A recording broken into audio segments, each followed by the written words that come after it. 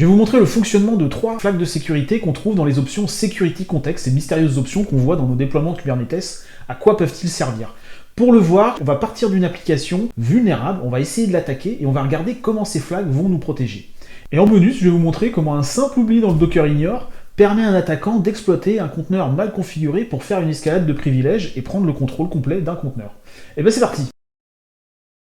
On va partir de l'application qui a été présentée dans la vidéo sur la désérialisation. Donc cette application, elle présente un endpoint qui est vulnérable, donc je vous renvoie à la vidéo si vous souhaitez en savoir plus, et ce endpoint, on va l'utiliser pour attaquer notre application. Cette application, elle est déployée sur Kubernetes, donc on a 2 conteneurs, on va surtout s'intéresser à Django Demo Unserial, puisque Django Demo Unserial statique, c'est simplement les fichiers statiques que j'ai mis sur un conteneur à côté, comme c'est conseillé par Django. Alors ce qui va nous intéresser, ce sont les Security Context. Donc ce sont ces blocs que l'on trouve ici, avec différentes options de sécurité, et on va regarder 3 de ces options de sécurité sur notre application une fois qu'on l'aura attaquée. Et on va regarder notamment si ça nous protège de nos attaques et comment. Alors je ne vais pas revenir sur la manière dont fonctionne l'attaque, puisque ça a été détaillé dans la vidéo sur la désérialisation. Donc ce qu'il faut savoir, c'est que quand on va appeler cet endpoint, on va envoyer un cookie avec une charge qui se désérialise, et en se désérialisant, cette charge, elle va déclencher un bout de code. Alors, un mot quand même sur la manière dont on va attaquer l'application dans notre exemple. Vous avez ici l'adresse de mon Raspberry Pi sur mon réseau interne, et ce que je vais faire, c'est que je vais demander à Python, dans le code qui va être exécuté dans le payload, je vais lui demander d'aller ouvrir ce socket. C'est-à-dire que c'est mon bout de code qui va aller ouvrir un socket, et ce socket, il va le relier à un processus bin shell. Ce qui va se passer, c'est que moi, je vais me placer en écoute, ici sur le port 4444, et c'est le code qui est exécuté par ma charge qui va aller contacter mon Raspberry Pi. Pourquoi je fais ça? Parce que dans la réalité, cette adresse-là, elle serait sur Internet. Puisque l'attaquant, il sait que vous êtes probablement derrière une box.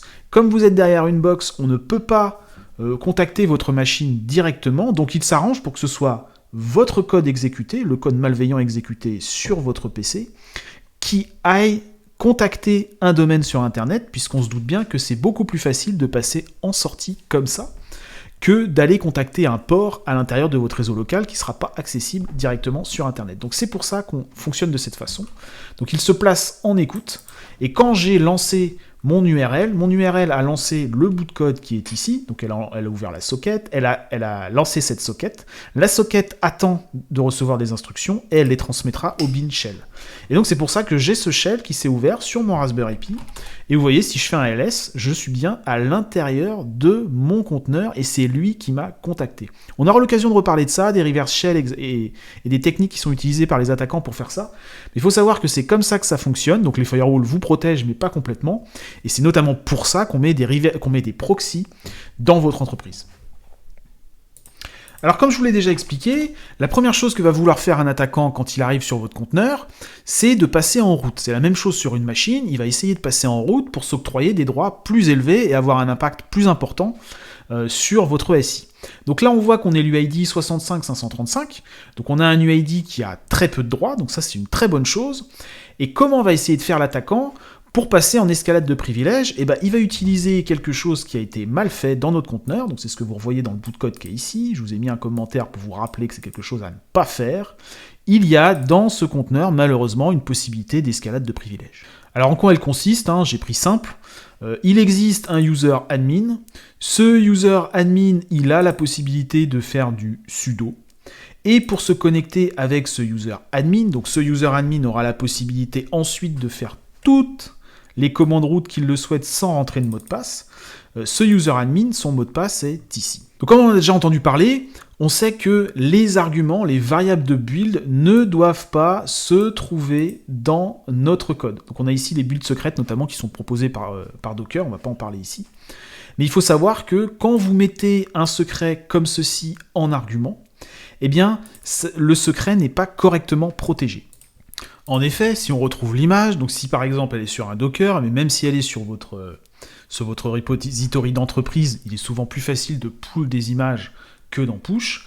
Si on fait un Docker history, on va retrouver les morceaux de code qui sont ici, et on va retrouver notre mot de passe. Donc vous voyez, si je fais un notrunc et que je fais un grep admin, voilà, je vais retrouver le mot de passe. Donc ça veut dire que à partir du moment où on met des choses dans notre image, que ce soit dans des builds d'arguments ou tout simplement dans notre Dockerfile, non seulement mon secret est dans le code, donc c'est déjà une mauvaise pratique, mais en plus on le retrouve dans le conteneur.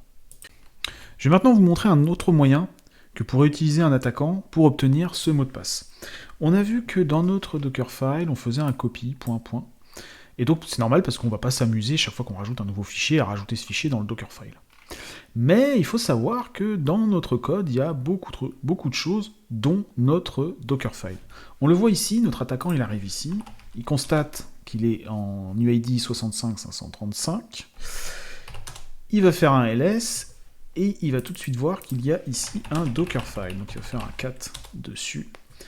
Et en faisant ce cat sur le Dockerfile, il va retrouver le mot de passe. Donc il ne va pas avoir besoin d'aller chercher l'image, elle est peut-être sur un repo, elle est peut-être correctement sécurisée sur votre repo d'entreprise. En fait, il va utiliser le Dockerfile pour faire ça. Et une fois qu'il a le Dockerfile, et ben, ce qu'il va faire, c'est qu'il va faire un sudo admin. Il va prendre le mot de passe qui est ici, donc il y a juste à faire un copier-coller.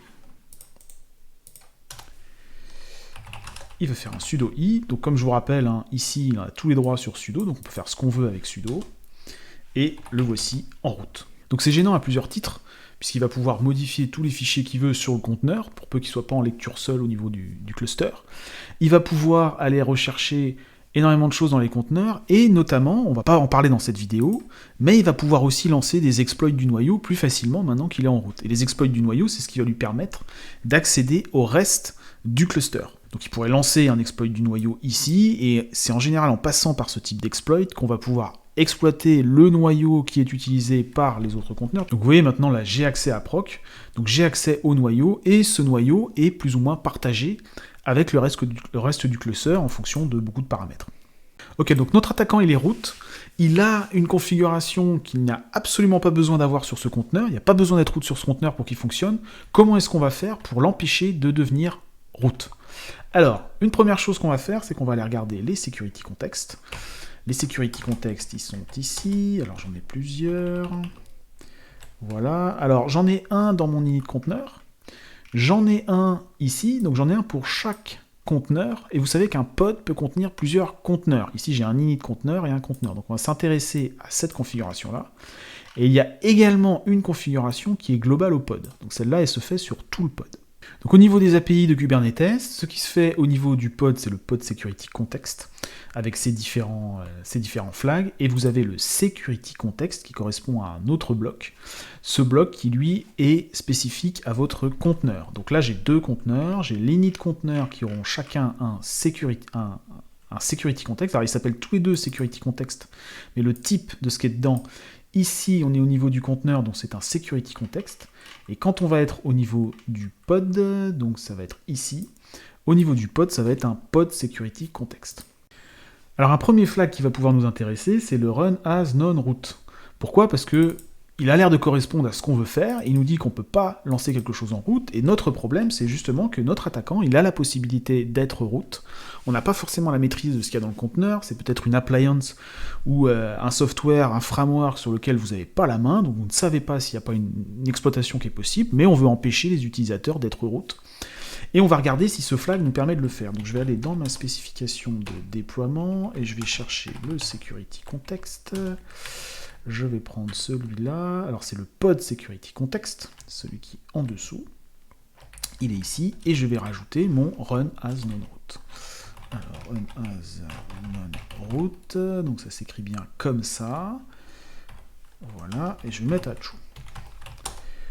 Ça va provoquer un redéploiement de mon pod, donc là on voit mon ancien pod qui tourne toujours, là c'est le nouveau pod, et on va rejouer notre attaque sur notre nouveau pod. On va attendre qu'il soit déployé. Voilà, donc ça a été déployé, donc j'ai mon pod à nouveau qui a les nouvelles configurations de sécurité, donc le run as non-root, que j'ai mis à true, donc on va regarder ce que ça donne au niveau de notre attaque, et si notre attaque est toujours possible. Donc là je lance mon shell, je fais toujours mon cat de mon Dockerfile, donc je récupère ça, je fais mon sudo admin,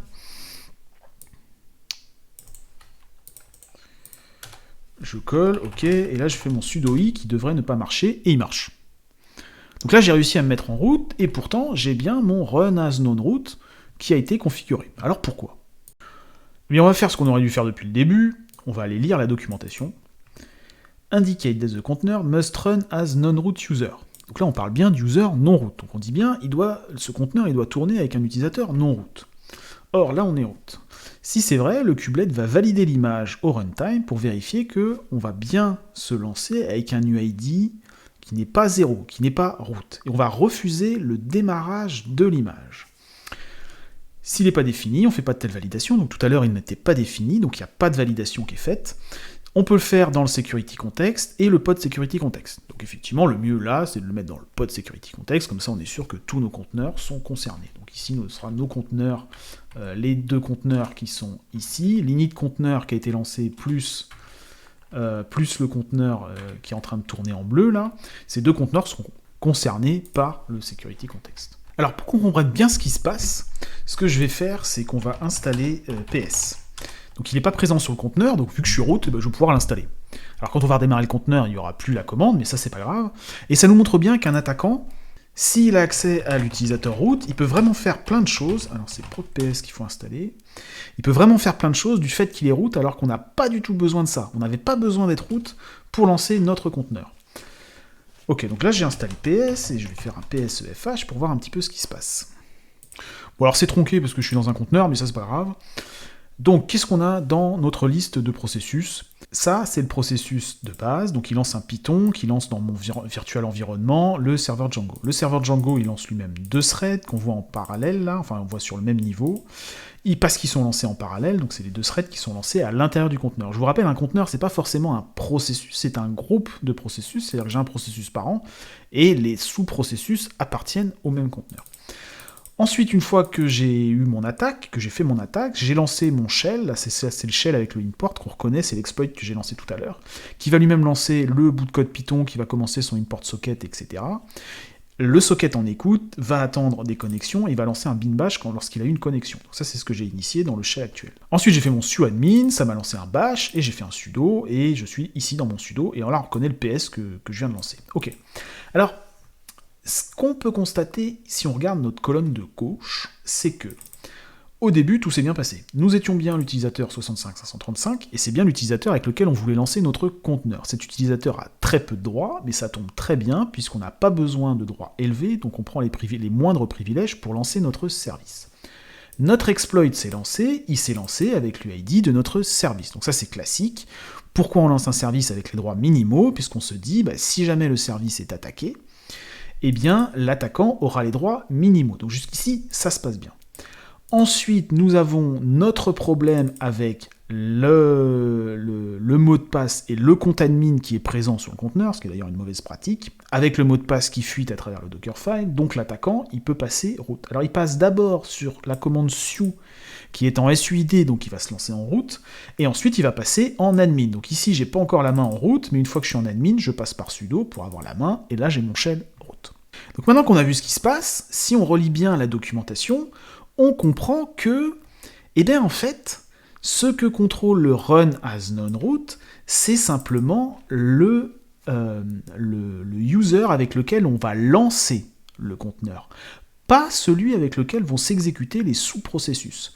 Ici, on a d'abord des processus en 65-535, il réalise ensuite une escalade pour passer route, et ensuite on a des processus en route.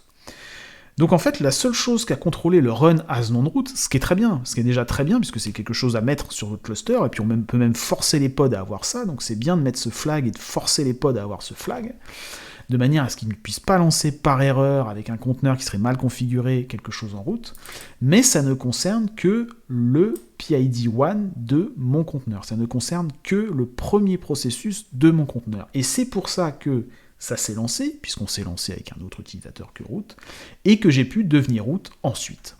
J'ai pu faire une escalade de privilèges, je suis parti d'un processus qui n'était pas root, et je suis arrivé sur un processus root. Bon alors maintenant qu'on a vu ça, qu'est-ce qu'on va faire pour se protéger contre ce type d'attaque? Qu'est-ce qu'on va faire pour éviter cette fameuse escalade de privilèges? Eh bien vous avez ici le flag dont on a besoin qui se trouve dans le security context. Donc pour rappel, le security context se fait au niveau du conteneur, vous avez plusieurs conteneurs dans votre pod, c'est ce que l'on voit ici. Là j'ai un init conteneur qui est ici, et j'ai un conteneur. Donc là, j'ai mon init conteneur qui s'est terminé, et là, j'ai mon conteneur. Donc c'est mes deux conteneurs qui sont à l'intérieur de mon pod. Et mon pod, c'est ce qui a été lancé avec la spécification de mon déploiement, le Django Demo Unserial. Ok. Dans ce security context, nous avons le flag Allow Privilege Escalation qui va nous protéger, on l'espère, contre cette attaque. Alors qu'est-ce que nous dit la documentation ? Cette fois-ci, on va la lire a priori, donc on voit qu'il contrôle si un processus peut avoir plus de privilèges que son processus parent. Ça, c'est très intéressant, puisque c'est exactement ce qui se passe dans notre cas de figure. Nous n'avions pas besoin qu'un processus ait plus de privilèges que son processus parent, c'est-à-dire que les processus étaient lancés en 65 535, nous n'avions pas besoin qu'il y ait un processus qui ait plus de droits. Or, c'est le cas. Donc ce flag va nous empêcher de le faire. Alors comment est-ce qu'il fait ? Il contrôle le flag non-upriv qui est dans le conteneur. Donc en fait, c'est une option du noyau. Et on voit qu'il ne marche pas dans les cas où on a un conteneur qui tourne en mode privilégié, donc ce que je vous déconseille bien évidemment, et s'il a le cap sysadmin, donc on parlera des capabilities dans une prochaine vidéo. Et on note qu'il ne peut pas être seté quand vous avez un conteneur avec Windows. Bon, je trouve que c'est une drôle d'idée d'avoir des conteneurs avec Windows, mais parfois on est obligé. Alors, on va setter ce flag-là, donc je vais éditer ma spécification de security context, donc il faut que je fasse attention parce que j'en ai deux, j'en ai une dans mon init conteneur et j'en ai une dans mon conteneur. Alors, je vais faire allow privilege escalation et je mets à false, c'est-à-dire que l'autorisation de l'escalade de privilèges, je la mets à false, je n'autorise pas l'escalade de privilèges. Et vous voyez que je n'avais pas ce flag, et finalement ça a été autorisé. C'est malheureusement comme ça, et par défaut, il n'est pas configuré comme ça. Ok, donc là j'ai modifié mon déploiement, il va modifier le pod qui correspond, donc le pod va se lancer. Voilà, donc j'ai mon pod qui est lancé, donc on va refaire exactement la même attaque.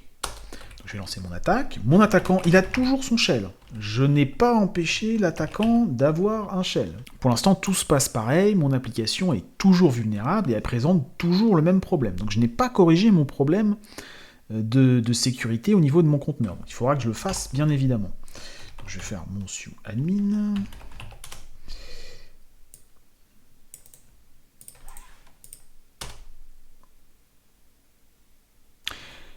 Et là, ça ne marche pas. C'est-à-dire que non seulement je n'arrive même pas à devenir root, mais je n'arrive même pas à passer avec l'utilisateur admin. Alors pourquoi ? Eh bien, si je fais un petit flashback, on va se rendre compte que le processus Su s'était lancé avec l'utilisateur root, avant de repasser la main au processus admin. Donc si je fais un where is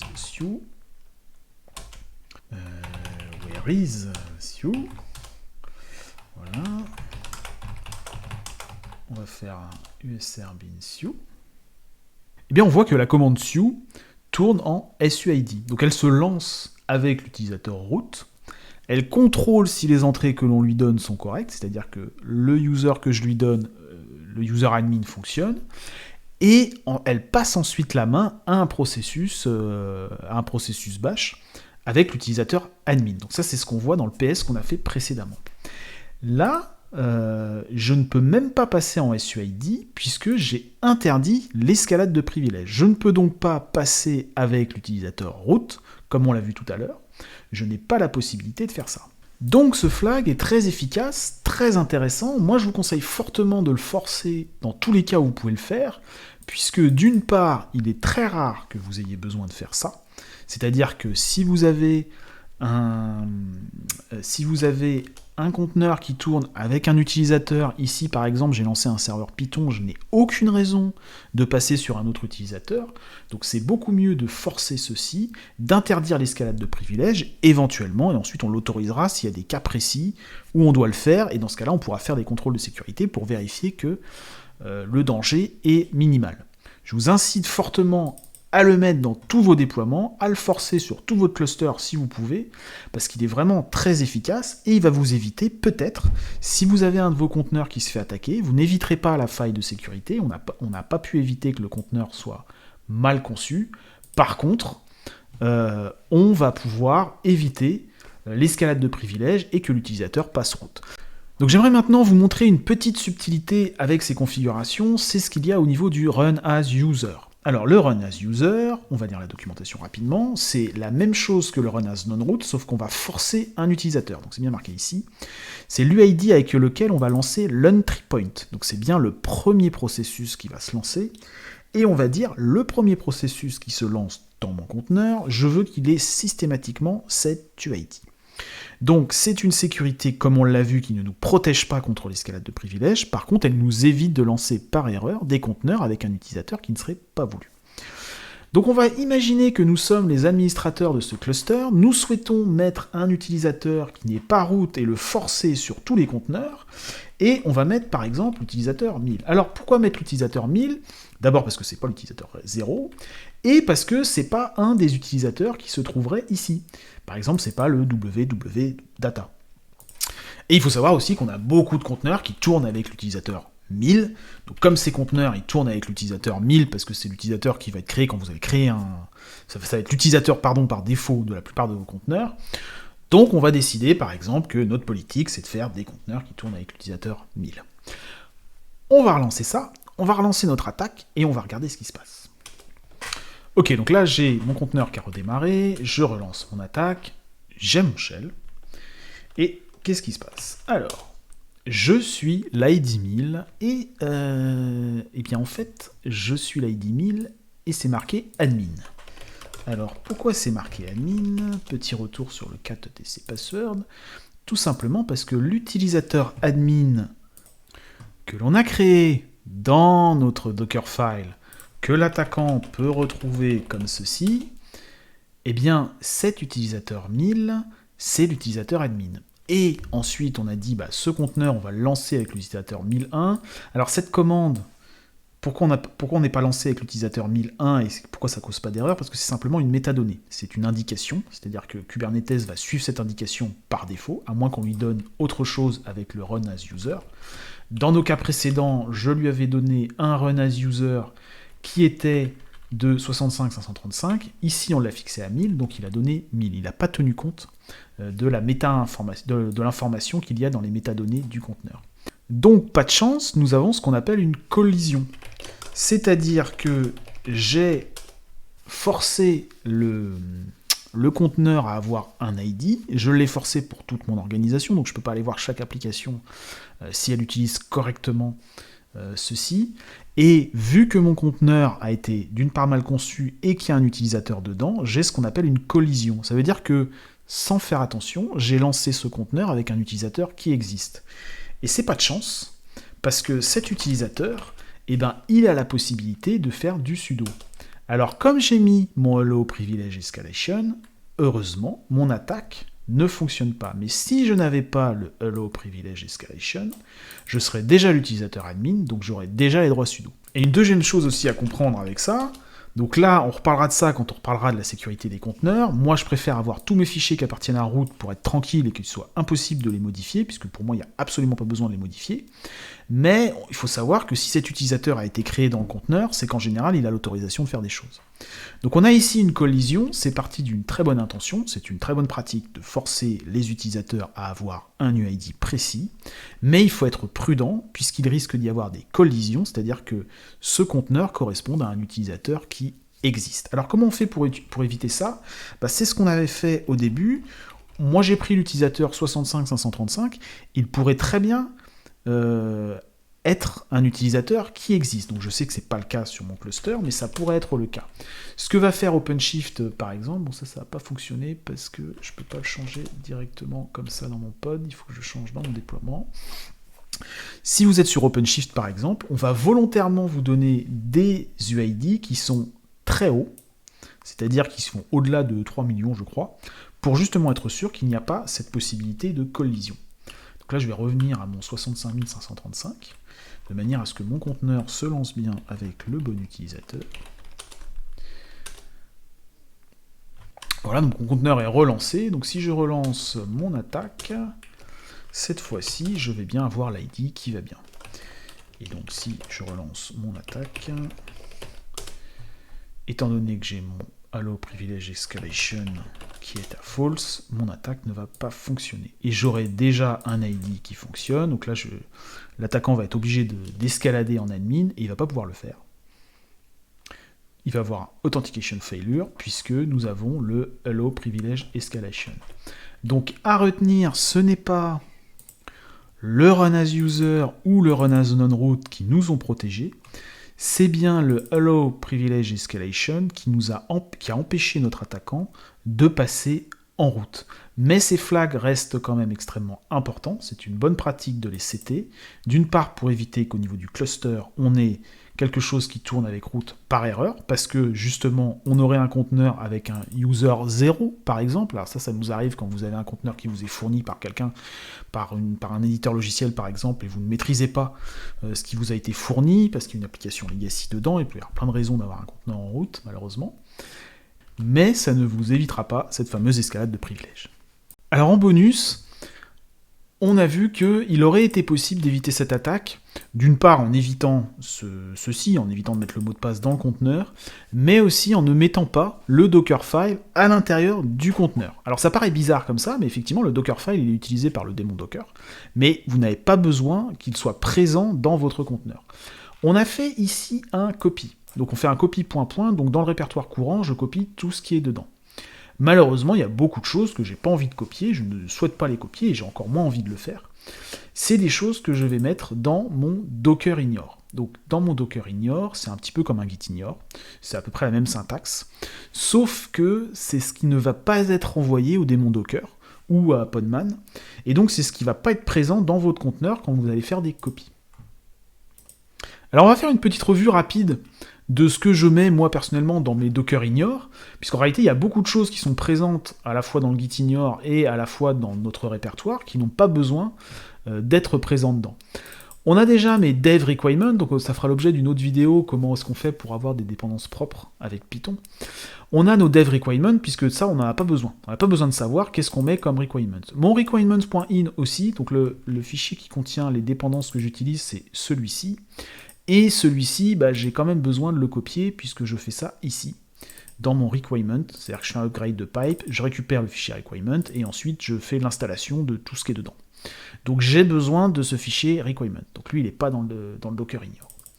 Mais les autres, je peux les mettre. Le virtualenv, donc le virtualenv, c'est l'environnement virtuel Python, on aura l'occasion d'en reparler. Ça aussi, j'ai pas besoin de le mettre, ça contient beaucoup de packages, et en plus, ça me permet d'avoir un conteneur plus petit, puisque je recrée mon environnement à l'intérieur de mon conteneur.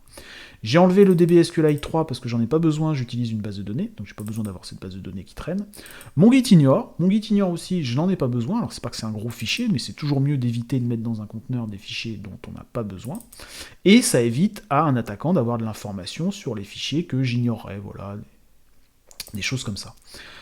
J'y mets également le .id, en général les choses qui sont dans le Docker ignore, il y en a pas mal qui vont aussi dans le Docker ignore, mais c'est pas forcément toujours le cas. Ça, c'est mon répertoire de DI, j'ai pas du tout besoin ni qu'il soit dans mes livrables, ni qu'il soit présent. Mon dossier secret, c'est ce que j'utilise pour mettre des secrets, effectivement, je le mets pas. Le Docker Compose aussi. Le Docker Compose, il est utile pour lancer Docker, mais il n'est pas utile à l'intérieur du conteneur, donc je l'enlève aussi. J'enlève également les documentations, les readme. Ça pourrait être utile, mais en réalité, il faut mettre le minimum de choses dans votre conteneur. Si vous voulez lire le readme, vous pouvez tout à fait le faire dans votre code.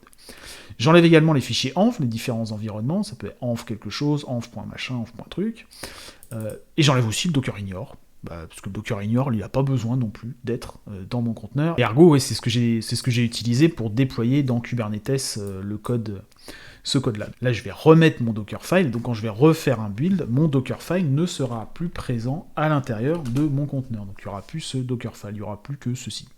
Il y a peut-être encore des choses qu'on pourra enlever, mais déjà là on est pas mal.